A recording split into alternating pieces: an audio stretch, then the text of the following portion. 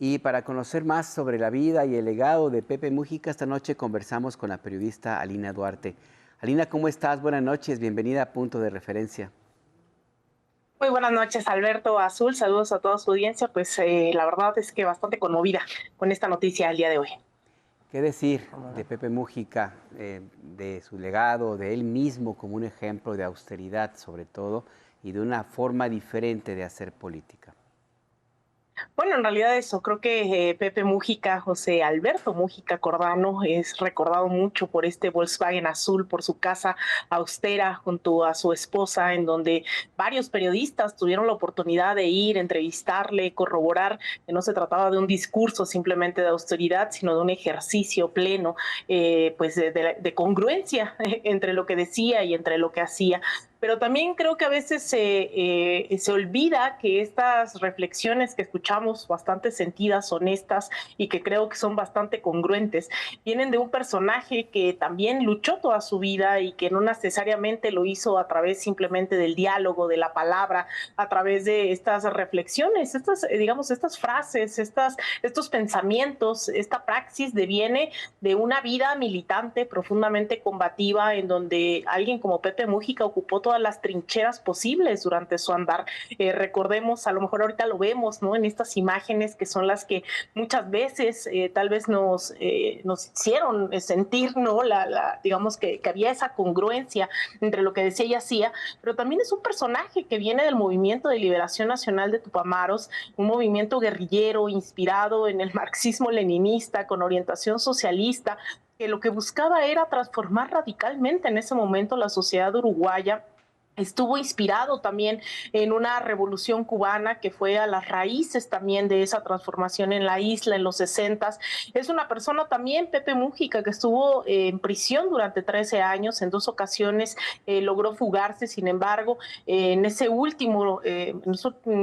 años de prisión, que fueron eso durante 13 años de manera interrumpida, sufrió también de tortura, sufrió de aislamiento muchas veces durante tiempos bastante prolongados, estuvo como rehén también bajo custodia militar en grandes momentos de este aprisionamiento y es después cuando viene ya un momento de recuperación mínima de la democracia en Uruguay que decide también competir por la vía electoral, que decide ser partícipe también dentro del aparato del Estado y participa entonces como legislador, como diputado, como senador, como ministro de Agricultura, de Ganadería y después pasa a ser presidente. Sin embargo, esta faceta como presidente,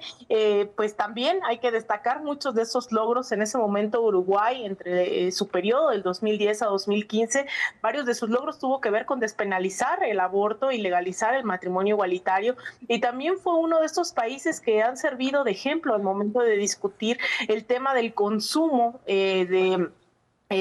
marihuana, ¿no? De estupefacientes también, en temas de regulación, no necesariamente de prohibición y estigmatización, y eso generó también un revuelo en toda una América Latina marcada por una historia de injerencia en nombre de la política de drogas. Ese es parte también de ese legado, pero no obstante, después de ser presidente, decidió también volver a ser senador. Es en el año 2020 cuando dice, bueno, me retiro, voy a ser un militante más y comienza a reflexionar con jóvenes, con estudiantes, con académicos, con espacios más militantes, hasta que de repente empezamos a escuchar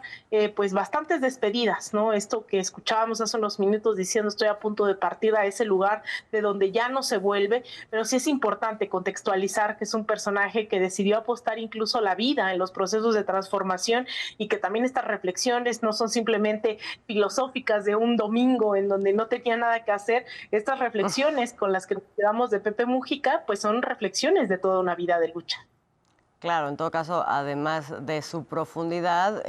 tocan fibras por justamente la congruencia que mostró a lo largo de toda su vida. Y lo que dices es muy interesante, Alina, porque efectivamente no se puede entender, digamos, el carácter único, la convicción, cómo se va llevando a lo largo de diversas etapas de su historia sin que se conozca ese contexto. De todas maneras es un personaje único que atravesó, pues dio saltos de pronto cuánticos, esta forma de entender la democracia, esta forma de entender el poder político, después de haber sido guerrillero, después de haber apostado, digamos, por una otra forma de hacer la revolución. ¿Cuáles dirías, Alina, que son como los puntos de inflexión en la vida de Pepe Mujica? Bueno, yo creo que son eso, ¿no? La lectura que tenía de la coyuntura nacional, internacional, geopolítica, el momento en el que se tenía que apropiarse o no de las diversas trincheras en ese momento, en el momento de las guerrillas, ¿no? En la década de los 60 en América Latina, sobre todo, insisto, inspirada en la Revolución Cubana, decide que tiene que ocupar esa trinchera guerrillera para dar una batalla radical en contra de las dictaduras dentro de la región, dentro de los autoritarismos que permeaban dentro de, no especialmente, pero sí con bastante profundidad y violencia de Estado en contra de las izquierdas y de todo aquel movimiento progresista como lo era en el Cono Sur. Ahí hay una lectura, ¿no? Y un arriesgarse, y lo que él decía es, bueno, a mí me metieron en la prisión porque no corrí lo suficientemente rápido, ¿no? No porque yo fuera mejor, peor, más valiente, ni mucho menos. Él termina en prisión y después hay una nueva lectura en el momento en que las condiciones, insisto, relativamente cambian en la década de los 80 en el Uruguay con este llamado retorno de la democracia.